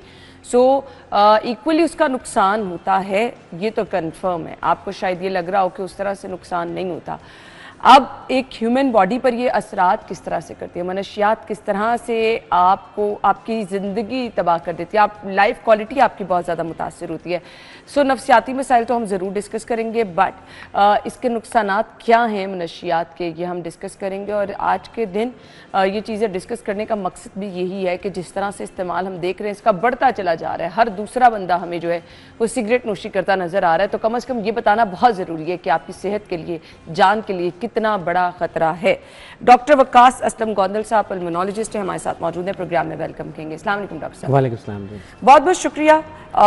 हमें लगता है कि सिगरेट जो है वो ज़्यादा नुकसान पहुंचा रहा है, सो उसकी ऑल्टरनेट जितनी जदीद हम कहेंगे शक्लें आ गई हैं वो नुकसान नहीं पहुंचा रही, क्या ये दुरुस्त है? मैडम मैं इसमें शुरू में ये बात करूँगा कि it's actually a new look but same old trap. ठीक है, ट्रैप वही है जो पहले से है शुरू से। सिगरेट भी उतना ही नुकसानदेह है जितनी वेपिंग है, जितने ई सिगरेट्स हैं और जितने निकोटीन पाउचेज़ हैं जो रिसेंटली अवेलेबल हो रही हैं डिफरेंट ब्रांड नेम से। इसको सिर्फ उस ट्रैप को एक नई लुक दी गई है, उसमें फ्लेवर ऐड कर दिया गया है। हमें ज़हनी तौर पे ये बताने की कोशिश की जा रही है, समझाने की कोशिश की जा रही है कि इनका कोई नुकसान नहीं है, but actually as a matter of fact ये उतने ही नुकसानदेह हैं जितने सिगरेट हैं। इनके अंदर एडिक्शन पोटेंशियल उतनी ही है, और चूंकि अभी ये मार्केट में नए हैं, आपको याद होगा 2020 में अमेरिका में तकरीबन 58 डेथ्स हुई थी और तकरीबन 2800 हॉस्पिटलाइजेशन हुई थी बिकॉज ऑफ ई सिगरेट्स। और उसके बाद ये ज़ोर पकड़ा जो है मुतालबा कि इसको basically what it is advertised as कि ये एक सेफ़र अल्टरनेटिव है, तो बिल्कुल भी सेफ़र अल्टरनेटिव नहीं है और इसको वर्ल्ड ओवर बैन करने के लिए कोशिशें की जाने लगी। तो मैं जो इसका गुफ्तगू हासिल है वो ये है कि ये उतने ही नुकसानदेह हैं जितने सिगरेट हैं, इसमें कोई बेनिफिट नहीं है। सही। सो स्मोकर्स हजरात जो हैं उनके लिए ख़तरात क्या क्या हैं? ज़रा नशियात किसी भी सूरत में हों, ह्यूमन बॉडी पे उसके असरात क्या होते हैं, किस तरह से वो हमारी बॉडी को मुतासर करना शुरू होती है, सबसे पहले कौन सा स्टेप, फिर उसको ज़रा कैटेगराइज करते हैं। बिल्कुल ठीक है। अच्छा, आज चूँकि मंशियात का दिन है तो और जो कॉमन मंशियात हैं उस पर कैनबिस है जो पाकिस्तान में कॉमनली यूज़ की जाती है, हेरोइन है, उसके अलावा कोकेन है जो कॉमनली यूज़ की जाती है, और रिसेंटली एक ट्रेंड आइस का है जो कि क्रिस्टल मेथ है एक्चुअली। और ये किसी भी सूरत में इस्तेमाल की जाए इनका नुकसान बहुत ज़्यादा है। ज़्यादा इस्तेमाल तो हमने देखा है लोग मौत के मुंह में गए, मौत के मुंह में चले जाते हैं। मेरी स्पेशलिटी पल्मोनोलॉजी के अलावा आईसीयू भी है, तो आईसीयू में हम काफ़ी पेशेंट्स ऐसे देखते हैं जो ख़ास तौर पे ओपियाइड पॉइजनिंग, उनकी जब ओवरडोज कर ली जाती है मॉर्फिन की या किसी और वजह से, तो उनका सांस रुक जाता है, उनको वेंटिलेटर पे डालना पड़ जाता है अक्सर औकात, और उनका फिर अल्टरनेटिव होता है, उसकी ट्रीटमेंट होती है तो उसके बाद वो ठीक होते हैं। लेकिन उसके अलावा एक तो ये कि सांस रुक जाता है, उसके अलावा लंग्स पे जो चीज़ें इनहेल की जाती हैं वो लंग्स पे बहुत ज़्यादा ब्रोंकाइटिस, क्रॉनिक ब्रोंकाइटिस करती हैं, एक बीमारी सीओपीडी या दायमी ब्रोंकाइटिस, वो मनशियात जो कि आप सांस के जरिए इनहेल करते हैं। एक और इशू है जो लोग इनको इंजेक्ट करते हैं किसी भी सूरत में, तो उसमें यूजली नीडल शेयरिंग होती है, तो हेपेटाइटिस बी, सी और HIV इंक्रीजिंगली कॉमन हो रहा है इनकी वजह से। तीसरा, इन्हीं दवाइयों का एक और साइड इफ़ेक्ट जो है वो दिल के असरात हैं, हार्ट अटैक्स जो हैं वो कॉमन हो रहे हैं इसकी वजह से। चौथे, साइकेट्रिक इश्यूज़ हैं, साइकेट्रिक इश्यूज़ बहुत ज़्यादा हैं लोगों के अंदर। ये लोग जो है वो सोशली आइसोलेट हो जाते हैं, सोशली मरने मारने पर उतर आते हैं, और ढेर सारी इनमें चीज़ें, गुस्सा तबीयत में बहुत ज़्यादा आ जाता है अगर नशा वगैरह ना मिल रहा हो तो। सही। सो ये बता दीजिएगा कि मुसलसल सिगरेट नौशी करने वाले इंसान जो है वो बेसिकली अपने साथ क्या कर रहे हैं, उनके लंग्स किस तरह आम आदमी से डिफरेंट होते हैं, उनकी लाइफ की क्वालिटी किस तरह आम आदमी से डिफरेंट होती है। मैं इसको जो मौजूदा पोल्यूशन का तनाजुर है उसमें डिस्कस करूँगा कि ऑलरेडी हमारी एनवायरनमेंट बहुत ज़्यादा पोल्यूटेड हो गई है 2016 के बाद, ख़ासतौर पर लाहौर में और पूरे पंजाब में इनफैक्ट। तो उसमें ये हुआ है कि जब से आप जो कंसिडर कर लें कि 10 सिगरेट तो आप अगर ये हवा इनहेल कर रहे हैं उसके बराबर हवा, तो आप वैसे ही जो है वो सिगरेट के बराबर गंदी हवा इनहेल कर रहे हैं। आप जो भी सिगरेट पियेंगे ओवर एंड अबव दैट है, मतलब एक सिगरेट पीते हैं तो एक्चुअली यू आर स्मोकिंग 11। तो इसका जो सिगरेट स्मोकिंग है इसके ढेर सारे नुकसानात हैं। इसमें कॉमनली एक चीज़ होती है जिसे कहते हैं क्रॉनिक ब्रोंकाइटिस या COPD, सांस की नालियाँ वक्त के साथ साथ आहिस्ता आहिस्ता तंग हो जाती हैं, और जब वो तंग हो जाती है तो दोबारा से खुल नहीं सकती। That patient has to live with that shortness of breath, या उस सांस ख़राब होने के साथ उसे सारी ज़िंदगी उसी के साथ गुजारा करना पड़ता है। अल्टीमेटली ये लोग इस काबिल भी नहीं होते कि वॉशरूम खुद से जा सकें, उठने बैठने पे सांस चढ़ना शुरू हो जाता है और ऑक्सीजन जो है वो इनको लेनी पड़ जाती है। इसको कहते हैं COPD। दूसरा, उसके अलावा इनमें अपर रेस्पिरेटरी ट्रैक्ट इन्फेक्शंस, नज़ला, फ्लू, ज़ुकाम वो बहुत ज़्यादा होता है, निमोनिया का इंसिडेंस बहुत ज़्यादा बढ़ जाता है, और एक अलार्मिंग रेट जो 30 टाइम्स इंक्रीज़ हो जाता है नॉन स्मोकर से, वो है लंग कैंसर। अगर मैं इस फोरम के तवसुत से ये लोगों को बताना चाहूँ कि दुनिया में सबसे ज़्यादा डेथ्स लंग कैंसर की वजह से होती हैं, क्योंकि तकरीबन लाइलाज है, कुछ नई दवाइयाँ हैं लेकिन तकरीबन लाइलाज है। Once you gets diagnose with lung cancer तो वारंटेड है कि खुदा न खास्ता ये ठीक नहीं होगा। और पाकिस्तान में जिस स्टेज पे हम ये देखते हैं 3rd और 4th स्टेज पे अमूमन ये डायग्नोज है पाकिस्तान में, तो जिसकी वजह से इसका डेथ रेट और भी ज़्यादा है। तो ये लंग कैंसर जो नॉन स्मोकर्स हैं उनकी निस्बत स्मोकर्स में 30 टाइम्स इसका इंसिडेंस जो है वो इंक्रीज़ हो जाता है। ठीक है। स्मोकर्स को अक्सर हम देखते हैं कि मुसलसल खांसी की शिकायत रहती है, सो क्या ये रीज़न अलार्मिंग होती है, हमें इसको फोकस करना है? बिल्कुल फोकस करना है। अगर आपकी उम्र 40 साल से ऊपर है, अगर किसी बंदे ने सिगरेट जो है वो तकरीबन, हम इसको जो क्वान्टिफाई करते हैं वो है पैक ईयर्स, कि एक बंदा एक पैकेट, आजकल जो पैकेट मार्केट में अवेलेबल है दैट मेक्स 20 सिगरेट्स, तो अगर 20 सिगरेट्स 15 साल के लिए पीता रहे तो श्योर शॉट है कि उसको COPD जैसी बीमारी बन जाएगी, जिसकी शुरू की अलामात जो आप बता रही हैं, शुरू की अलामात सुबह उठ के खांसी होना, नज़ला ज़ुकाम होना तो वो जल्दी से ठीक ना होना, खांसी होना तो वो लंबी चलना, साथ बलगम का बनना शुरू हो जाना। अगर ये मुसलसल 2-3 साल सीज़न के साथ होता रहे तो अल्टीमेटली पेशेंट को सांस की बीमारी जो है वो बन जाती है। उसको फ़ौरन डॉक्टर से रुजू करना चाहिए और प्रॉपर अपना टेस्ट जो है जो कि स्पायरोमेट्री की शक्ल में होता है वो करवाना चाहिए। सही। कुछ अगर हम बात करें, ये मॉडर्न और जदीद जो चीज़ें आ चुकी हैं, ई सिगरेट है, वेप है, शीशा है, सो इसके असरात भी वैसे ही हैं, क्योंकि अब लोगों को लगता है ना कि शायद अच्छा स्मेल वैसी नहीं है, थोड़ा सा डिफरेंट है, तो शायद, और नौजवान इसकी तरफ बहुत ज़्यादा जा रहे हैं। बिल्कुल ऐसे ही। अच्छा, ये मार्केट इसको इस तरह से किया जा रहा है कि लोग इसको यूज़ करें, मार्केट किया जा रहा है। इस पर रिसेंटली आपने शायद देखा हो कि इवन जो है वो सिंगर्स को हायर किया जाता है, मीडिया पर्सनैलिटीज़ को हायर किया जाता है और शो ये किया जाता है कि सेफ़र अल्टरनेटिव है। Actually they are not. जब मुझे ये बात बता दी जाएगी कि ये सेफ़र अल्टरनेटिव्स हैं, उसके पीछे कोई एविडेंस नहीं होगा, मुझे बार बार लोग आके बताएंगे, तो शायद मेरा भी दिल करेगा कि मैं इसको यूज़ करूं। दूसरा, हमारी जो सोशल मीडिया है उसमें बहुत ज़्यादा ख़तरनाक ट्रेंड्स चल रहे हैं, नई नई चीज़ ट्राई करने की, और जब बंदा यंग होता है तो उसके अंदर एक क्यूरियासिटी होती है कि मैं एक दफ़ा ट्राई तो करके देखूँ तो ये क्या है। एक्चुअली जितनी भी ये चीज़ें हैं इनके अंदर निकोटीन है, और निकोटीन का जो एडिक्शन पोटेंशियल है वो बहुत ज़्यादा हाई है। और निकोटीन के एडिक्शन पोटेंशियल की वजह से व्हाट हैपन्स इज़ कि पेशेंट जो ये लोग हैं जो इस्तेमाल करते हैं तो फिर करते चले जाते हैं, इससे दूर होना मुश्किल होता है और उसके साइड इफ़ेक्ट्स बिल्कुल उतने ही हैं जितने सिगरेट के हैं। अब आपने कहा दूर होना मुश्किल होता है, अब वो लोग जो जा चुके हैं, क्या वापसी का कोई रास्ता नहीं? जी, वापसी का रास्ता है। इसमें 2 तरह से डिफरेंट स्टडीज़ हमारे पास मौजूद हैं। कुछ ड्रग्स होती हैं उनका हम सहारा ले सकते हैं, और पाकिस्तान में उनमें से बुप्रोपियन अवेलेबल है, निकोटीन पैचेज़ हैं, गम्स हैं। उसके साथ अगर बिहेवियरल थेरेपी ली जाए, एक साइकोलॉजिस्ट साइकेट्रिस्ट को चेक करवाया जाए, रेगुलर विजिट्स हों, तो यूजली ये पेशेंट्स जो हैं आप समझें कि 30 से 40% इसको छोड़ सकते हैं। और अगर बहुत इनिशियल स्टेज पे स्टूडेंट्स हैं, बहुत सारे हम छोटे छोटे बच्चों में देख रहे हैं, वहाँ पर भी आप इसको कंट्रोल कर सकते हैं? जी, अगर इसको कंट्रोल किया जा सकता है। देखिए, ये क्यूमुलेटिव एफर्ट है। मैं कहूँगा इसको एडिक्शन की फॉर्म ही कहूँगा कि addiction is a medical condition, it's not actually a moral failure. ये बड़ी ज़रूरी बात है कि actually it's a medical condition. अगर हम उस बंदे को आइसोलेट नहीं करेंगे, सारे लोग सपोर्टिव होंगे, उसके पेरेंट्स, उसके डॉक्टर्स, साइकोलॉजिस्ट, तो फिर ये चीज़ें जो हैं बहुत इजीली उसको सपोर्ट किया जाएगा।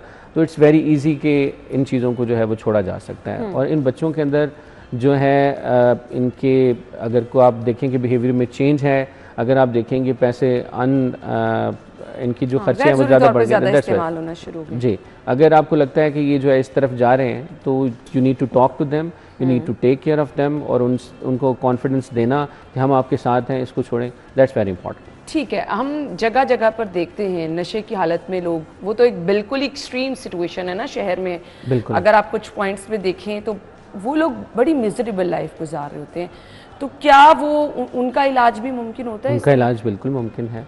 हमारे पास डिफरेंट रिहेबिलिटेशन सेंटर्स हैं, गवर्नमेंट के रिहेबिलिटेशन सेंटर्स हैं, गवर्नमेंट के अलावा प्राइवेट रिहेबिलिटेशन सेंटर्स हैं। इन रिहेबिलिटेशन सेंटर्स में पेशेंट को रहना पड़ता है। नॉर्मली जो उस स्टेज पे लोग आ चुके होते हैं वो तो मल्टीपल बीमारियों का शिकार हो चुके होते हैं। तो उसमें बेसिकली इसमें हम मल्टी जो है डिसिप्लिनरी अप्रोच की ज़रूरत होती है। जितने भी हमारे सेंटर्स हैं उसमें मेडिकल स्पेशलिस्ट उनके साथ होता है। इन डिजीज़ चूँकि ये कॉमन है, ये डिजीज कॉमन, उनकी हालत ये होती है कि ना उनको भूख का पता होता है, ना उनको प्यास का पता होता है, तो क्या ये तमाम आपकी चीज़ें, ये हिस्से ख़त्म कर देता है? नशा इतना ख़तरनाक है? जी, बहुत ख़तरनाक है। बिल्कुल जो आपने बातें की, ना भूख का पता होता है, ना प्यास का पता होता है, ना ये पता होता है मैं किस जगह पड़ा हूँ। जी, ठीक है। इवन आप देखिए रोड पे जाते हुए, रोड साइड पे सर्दी है, गर्मी है, वो लेटे होते हैं। तो इन सब चीज़ों को जो है वो ठीक किया जा सकता है, but they need care, they need not कि उनको आइसोलेट किया जाए। अगर हम उनको आइसोलेट कर देंगे तो वो किसी सूरत भी ठीक नहीं होंगे। अगर उनको हम सोसाइटी में दोबारा से वापस लाके और फिर जो है वो उनको इन सेंटर्स में कंसल्ट कराएंगे तो बहुत ज़्यादा पॉसिबिलिटी है कि वो इस मुआशरे का एक अच्छा हिस्सा बन सकेंगे, एक यूज़फुल मेंबर बन सकेंगे। सही। आज के दिन की मुनासबत से हम लोगों को ज़रूर ये भी बताना चाहेंगे, क्योंकि मार्केट में हम ये भी बड़े देखते हैं कि आपके वो जो सिगरेट जो हैं जो अलाउ ही नहीं है वो भी दुकानों पर मौजूद हैं। बिल्कुल। तो डिफरेंट ब्रांड्स के ऐसे सिगरेट्स हैं जो कि ज़्यादा ख़तरनाक है, जिनके ऊपर मेंशन भी किया होता है, हम उसका भी देख रहे हैं कि लोग इस्तेमाल कर रहे हैं। ऊपर ख़तरनाक पिक्चर बनने के बावजूद जो है आप उसको फिर भी इस्तेमाल कर रहे हैं। मैसेज क्या होगा ऐसे नौजवानों के लिए जो इस चीज़ की परवाह किए बगैर, उनके लिए कोई खुसूसी मैसेज आप देना चाहिए? खुसूसी मैसेज ये है कि they should breathe air not chemicals. ठीक है जी, आप केमिकल कोई भी इनहेल करेंगे, चाहे वो सिगरेट की शक्ल में है, ई सिगरेट्स की शक्ल में है, वेप की शक्ल में है, केमिकल इज़ अ केमिकल, वो कुछ ना कुछ नुकसान पहुंचाएगा। लंग्स में जाएगा तो नुकसान पहुंचाएगा, वहाँ से कुछ ना कुछ एब्जॉर्प्शन आपकी ब्लड के अंदर होती है, और ब्लड के अंदर जाएगा तो कार्डियोवास्कुलर मल्टीपल कैंसर्स हैं जो स्मोकर्स के अंदर बढ़ जाते हैं, दिल की बीमारी बढ़ जाती है, शुगर का कंट्रोल अच्छा नहीं रहता, ब्लड प्रेशर बन जाता है इन लोगों के अंदर, तो दिमागी अमराज काफ़ी ज़्यादा बन जाते हैं। तो टैग मेरा आज का जो मैसेज होगा वो यही होगा कि they should breathe air not chemicals. Thank you so much जी, आपके टाइम का बहुत शुक्रिया। हम ब्रेक के बाद आपको ज्वाइन करेंगे, स्टे विद अस।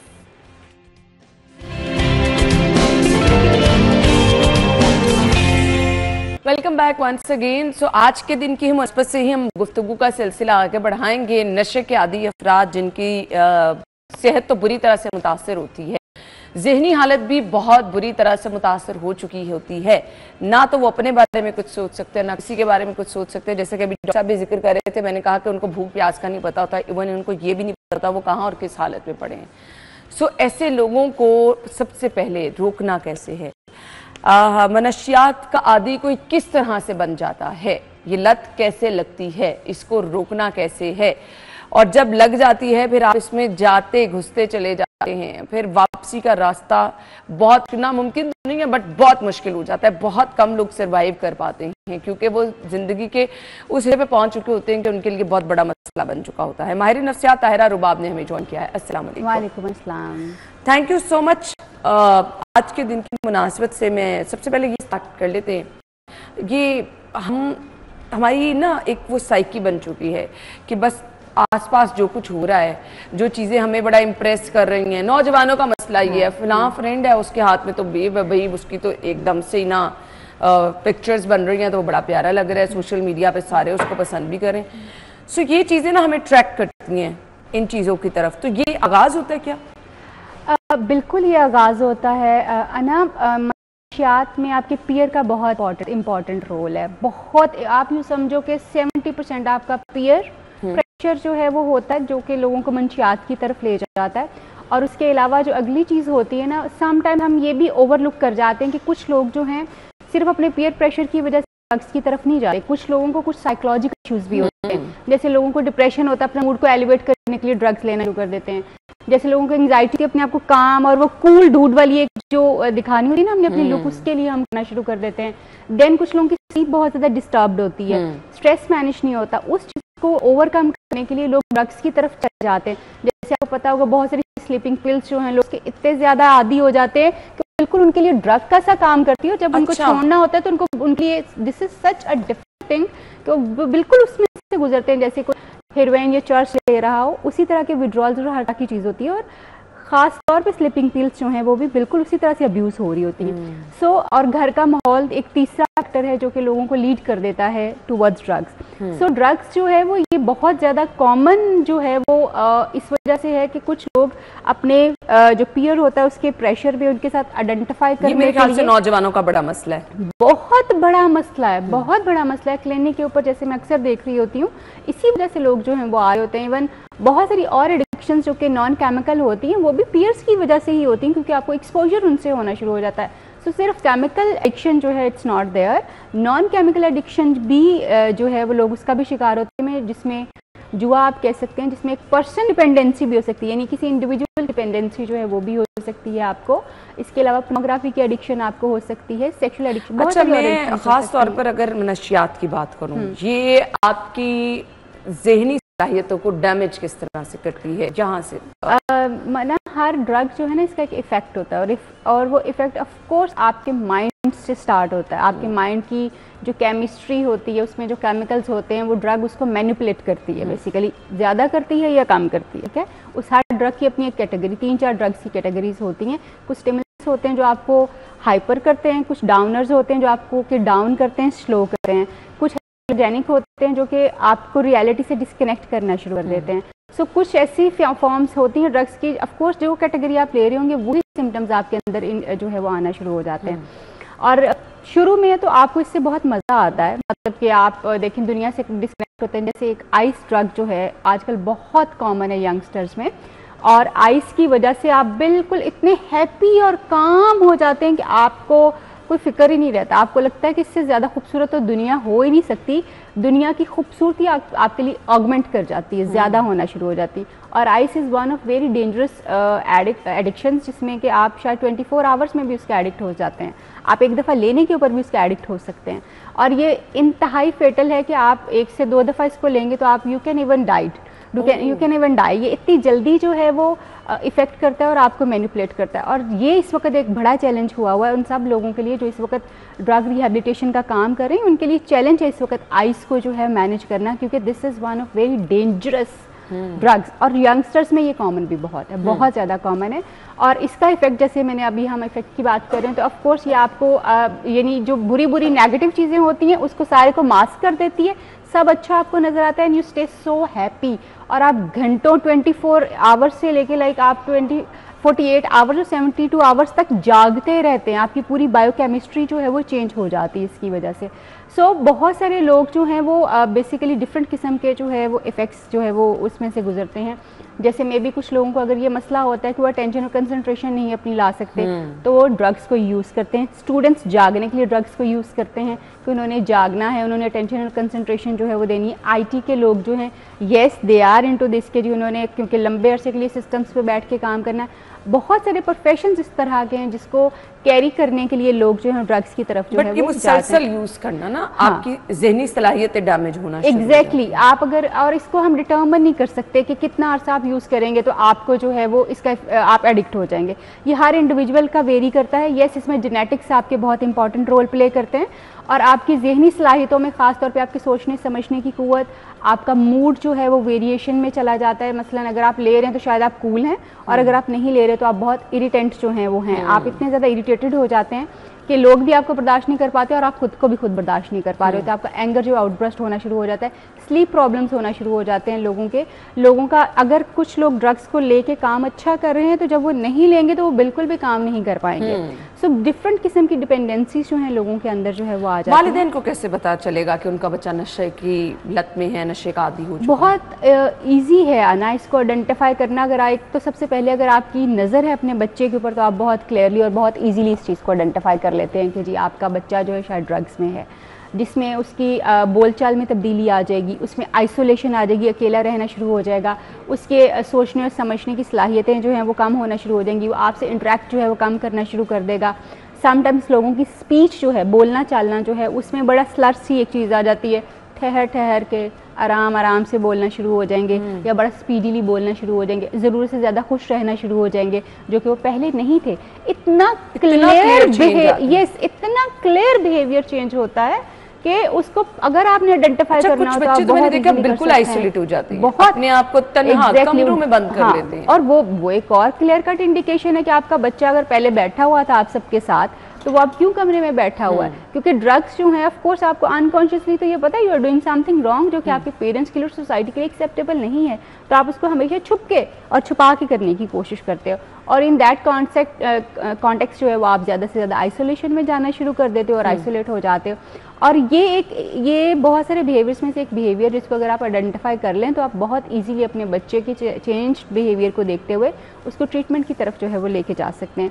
येस, एक और प्रिकॉशनरी मेजर जो मैं पेरेंट्स के लिए देना चाहूँगी, क्योंकि स्कूल्स में ड्रग्स बहुत ज़्यादा कॉमन हो रहे हैं, ये हमारे लिए एक और लम्हा फिक्रिया है, क्योंकि बहुत यंग बच्चे जो 12, 13, 14 साल के बच्चे हैं, 15 साल के बच्चे हैं, ये वाला एज ग्रुप जो है ये आजकल ड्रग्स में बहुत ज़्यादा जा रहा है, और वो सिगरेट से स्टार्ट हो रहा है और ये स्कूल्स में हो रहा है। बहुत अच्छे बड़े बड़े नामी ग्रामी स्कूल्स में ये सारी चीज़ें हो रही हैं।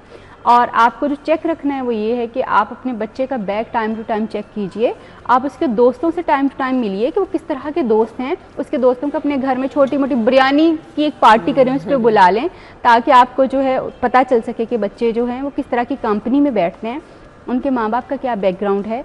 इस तरह से आप छोटे छोटे से चेक रख के अपने बच्चे को मॉनिटर कर सकते हैं। टाइम टू टाइम उसका बैग और उसका मोबाइल ज़रूर चेक करें कि इसमें कोई ऐसी चीज़ तो नहीं पड़ी हुई। यूजुअली बच्चे आपके जितने समझदार नहीं होते, दे मेक मिस्टेक्स, तो कहीं ना कहीं कोई ना कोई चीज़ जो, और हो सकता है कोई एक दिन उनके बैग से आपको कुछ मिले और आपको ये लगे कि जी वो कहें ये तो मेरे दोस्त का, अक्सर बच्चे आपको अगर आपके बच्चे के पास वेप है तो ये नॉर्मल है क्या? लोगों को not at all, not at all, not at all. अगर आपके बच्चे के पास यस, अगर आपने ये ट्रेंड बना लिया हुआ है, अगर आपने ये अपना स्टेटस बना लिया, आपकी फैमिली का ये स्टेटस है, तो फिर आपके लिए नॉर्मल हो सकता है। बट इन जनरल अगर आप देखेंगे कि बच्चे की हेल्थ के हिसाब से, बच्चे की मेंटल हेल्थ के हिसाब से अगर वो ये कर रहा है तो इट इज़ नॉट नॉर्मल, बल्कि ये बच्चे की मेंटल हेल्थ और उसकी फिजिकल हेल्थ दोनों को हैम्पर कर देता है।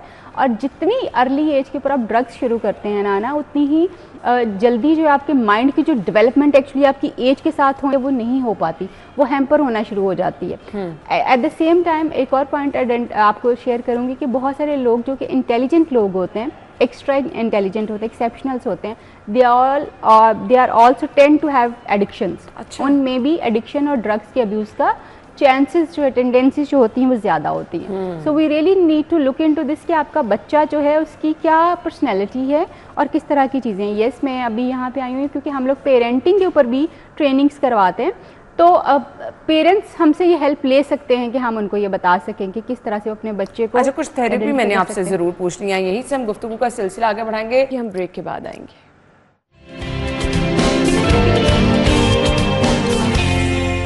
Welcome back. ताहिरा रुबाब हमारे साथ मौजूद हैं और हम बातचीत का सिलसिला आगे बढ़ाएंगे। अब अगर मनशियात के आदी अफराद को अपने नॉर्मल ज़िंदगी की तरफ लेके आना है, कोई थेरेपी हमें बता दें किस तरह मुमकिन है? थेरेपी से ज़्यादा इसका प्रोसीजर है। एक तो डे टू डे ये हो सकता है कि वो लोग जो अभी ड्रग छोड़ने का फैसला ही नहीं कर पाए, वो रोज़ाना काउंसलिंग के लिए जाना शुरू करें, क्योंकि जब आप रोज़ाना काउंसलिंग के लिए जाना शुरू करते हैं तो फिर आहिस्ता आहिस्ता आप इसको छोड़ने की तरफ आ जाते हैं, क्योंकि काउंसलिंग के हिसाब से इसमें आपको अपने विड्रॉल्स को मैनेज करना सिखाया जाता है। समटाइम्स अगर वहाँ पे पूरी एक टीम बैठी हुई है, जैसे ब्यूटीफुल माइंड्स में हमारे पास पूरी टीम है, तो हम उनको पहले ड्रग के विड्रॉल्स को मैनेज करना जो है वो सिखाते हैं और फिर आहिस्ता आहिस्ता उनको ट्रीटमेंट के अंदर ले आते हैं। एक्चुअली तो जो ट्रीटमेंट है वो रिहैबिलिटेशन है, इसके बगैर लोग इससे बाहर नहीं आ सकते। ट्रीटमेंट मेडिसिन से किया जाता है? ट्रीटमेंट मेडिसिन से प्राइमरी तौर पे पहला जो विड्रॉल्स होते हैं, लेकिन जो इसका ट्रीटमेंट है वो काउंसलिंग, साइकोथेरेपी और रिहैबिलिटेशन है, जो कि 3 to 6 मंथ्स का प्रोसेस है। ताहिरा, मैंने आई एम सॉरी पहला स्टेप ये सुना है कि आपको दवाइयाँ सोने की दी देती हैं, आप सारा दिन सोए रहते हैं, तो ये ट्रीटमेंट नहीं, ये ट्रीटमेंट नहीं होता और ये ट्रीटमेंट होता भी है। बिकॉज जब आप ड्रग्स छोड़ते हैं तो उसके विड्रॉल्स बहुत स्वेयर होते हैं, आपकी बॉडी उस चीज़ को एक्सेप्ट नहीं कर पाती, जैसे अभी हम बात कर रहे थे। तो उसको स्लो डाउन करने के लिए, उसको मैनेज करने के लिए, पेशेंट्स को तकलीफ से निकालने के लिए, जो लोग ड्रग की डिपेंडेंस आ जाती है जिनके अंदर, उसको इस तकलीफ से निकालने के लिए येस उनको रिलैक्सेंट्स दिए जाते हैं। पहले तो सबसे पहले असेस किया जाता है कि इन्होंने ड्रग शुरू क्यों किया था, क्या पार्टी ड्रग था, क्या किसी मसले की वजह से, जैसे हमने शुरू में किया कि जी शायद कोई साइकोलॉजिकल प्रॉब्लम ना आ रहा, उसकी वजह से शुरू किया था, किस वजह से उन्होंने शुरू किया था, उन दोनों को सामने रखते हुए चीज़ों को मैनेज किया जाता है। फिर ड्रग के विड्रॉल्स को समझा जाता है कि ये जब ये ड्रग छोड़ेगा तो इसकी बॉडी और माइंड के ऊपर क्या इफेक्ट्स आएंगे। उन इफेक्ट्स को फिर मेडिसिन के जरिए, जैसे अभी आपने पूछा कि क्या सोने की, उन इफेक्ट्स को मैनेज करने के लिए फिर मेडिसिन यूज़ की जाती हैं। फिर फर्स्ट 15 डेज जो होते हैं वो विड्रॉल आपका मैनेज होता है, जो एक्यूट हो रहा होता है। फिर उसके बाद आपकी काउंसलिंग, साइकोथेरेपी, सारा कुछ होता है। जैसे हम लोग ब्यूटीफुल माइंड्स में 2 अप्रोचेस को अप्लाई करते हैं। एक तो इंडोर फैसिलिटी होती है कि जिसमें लोग 3 to 6 मंथ्स तक वहाँ पे आके अपने आप को इंडोर ट्रीटमेंट में डाल सकते हैं। दूसरी हमारी ओपीडी बेस है, जिसमें आपको ये कह रही हूँ कि रोजाना आप काउंसलिंग के लिए जाना शुरू होंगे तो आप आहिस्ता आहिस्ता इतने मोटिवेट ज़रूर हो सकते हैं कि आप ड्रग स्विच कर जाएं, आप पहले वाली हार्मफुल ड्रग से कम जो हार्मफुल है ड्रग उसकी तरफ स्विच हो जाएं। फिर आहिस्ता आहिस्ता आप एटलीस्ट अपनी डे टू डे रूटीन को आप मेंटेन करना शुरू कर दें अगर आप ओपीडी में लैंड कर रहे हैं। एंड देन जब आपकी फैमिली काउंसलिंग उसके साथ की जाती है तो फिर आहिस्ता आहिस्ता आप मोटिवेट हो जाते हैं। फैमिली और सोसाइटी का रोल बहुत अहम होता है, बहुत अहम। अना, आप ये सोच लें कि अगर आप चाहते हैं कि कोई जो ड्रग डिपेंडेंस वाला इंसान है, अगर वो अपना ट्रीटमेंट उससे बाहर आना चाहता है ड्रग से, तो फैमिली को 100% अपनी इन्वॉल्वमेंट शो करना पड़ेगी। मुझे तो लगता है फैमिली की भी काउंसलिंग की बहुत ज़रूरत है और फैमिली की काउंसलिंग के बगैर ट्रीटमेंट कंप्लीट ही नहीं हो सकता। हम भी पहले यही करते हैं कि पहले फैमिली को काउंसलिंग करना शुरू करते हैं ब्यूटीफुल माइंड्स के ऊपर, फिर आहिस्ता आहिस्ता पेशेंट की तरफ जो जाते हैं, क्योंकि इसका एक और बड़ा अहम पहलू है, अकेला इंसान ड्रग एडिक्शन की तरफ नहीं जाता। फैमिली में कोई ना कोई एक बंदा ऐसा मौजूद जरूर होता है जो उसका एनेबलर होता है, जो उसको सपोर्ट करता है, जो यूजुअली, आई एम सॉरी, मैं बड़े अहम रिश्ते की बात करने लगी हूँ, जो यूजुअली आपका छोटा भाई हो सकता है, आपकी बहन हो सकती है और आपकी अम्मा हो सकती हैं, जो कि आपको ड्रग एनेबलर का आपकी लाइफ में रोल प्ले कर रही हूँ। ये वो लोग हैं जो हर दफ़ा ये कहेंगे अच्छा मैं आखिरी दफ़ा तुम्हें पैसे दे रही हूँ, आइंदा तुमने अगर किया ना तो फिर देखना। ये बिहेवियर जो है ना, इसके लिए फैमिली का समझना बहुत जरूरी है कि आप उसको छुड़वा नहीं रहे हैं। आप कहते जरूर हैं कि मैं छुड़वा रहा था, मैंने तो इसको बड़ी दफ़ा मना किया, but you are not playing your role. तो वो उनका काउंसलिंग होना बहुत जरूरी है। फिर जब अक्सर लोग, आपको पता है, जब ड्रग अपना रिहैबिलिटेशन करवा के चले जाते हैं वो रिलैप्स क्यों करते हैं? क्योंकि फैमिली उनको ट्रस्ट नहीं करती, बहुत सारे टाइम पे उनका ट्रस्ट टूटा हुआ होता है। अब वो समझते क्या है कि जैसे मसलन किसी एक दिन उसको बेचारे को नींद नहीं आई क्योंकि उसने पोस्ट विड्रॉल्स को भी मैनेज करना है, और इसके विड्रॉल सारी जिंदगी चलते रहते हैं और वो इस तरह के होते हैं कि होते कम है लेकिन वो चलते रहते हैं। ये नहीं कि बिल्कुल आप क्लीन हो जाते हैं, विड्रॉल्स बिल्कुल खत्म हो जाते हैं। अब जिस दिन कोई विड्रॉल आया होगा, मतलब आपको नींद ना अच्छी आई हो, आपकी आंखें सुरख हुई हो, आप थोड़ा सा लेथार्जिक फील करते हैं, भाई तुमने तो घर वाले एग्जैक्टली घर वाले कहते हैं तुमने दोबारा शुरू कर दी। अब इस बात से जो है जो ड्रग डिपेंडेंस में इंसान होता है वो ये समझता है कि यार मेरे पे अभी भी ट्रस्ट नहीं किया जा रहा, तो फिर कर लो। हाँ। ये एक जो ट्रैप है ना, ये बहुत स्ट्रांग है, जिसके ऊपर फैमिली को काउंसलिंग करना बहुत जरूरी है कि भाई आप उसके इन छोटे छोटे सिम्टम जो एक दफा आ जाता है, जो 2 दफा आता है, उसको समझने की कोशिश करें।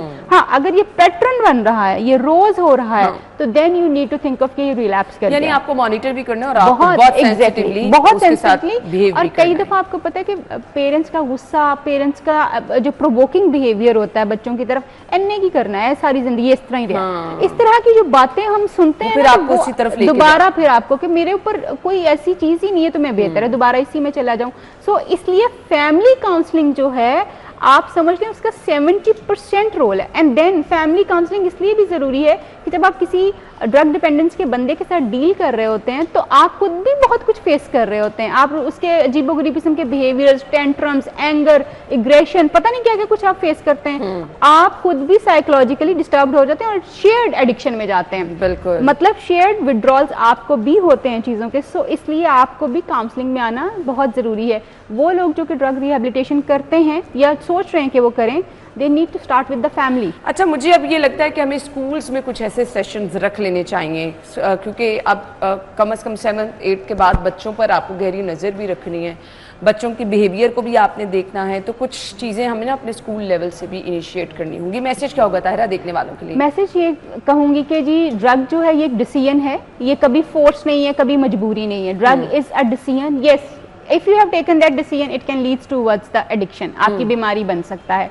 फिर इलाज एक डिसीजन है कि आप अपने लिए इलाज का डिसीजन लेंगे या नहीं, और वो बहुत मुश्किल है बट मुमकिन जरूर है। आप अगर अपने लिए सोचेंगे तो आप डेफिनेटली जो इससे निकल सकते हैं, और बहुत सारे रिहैबिलिटेशन सेंटर्स बने हुए हैं जो कि आपको चलें जी, हम तो चाहेंगे कि सब इससे दूर रहें, वालिदैन अपने बच्चों पर नजर रखें। थैंक यू सो मच, बहुत बहुत शुक्रिया। हम ब्रेक के बाद ज्वाइन करेंगे।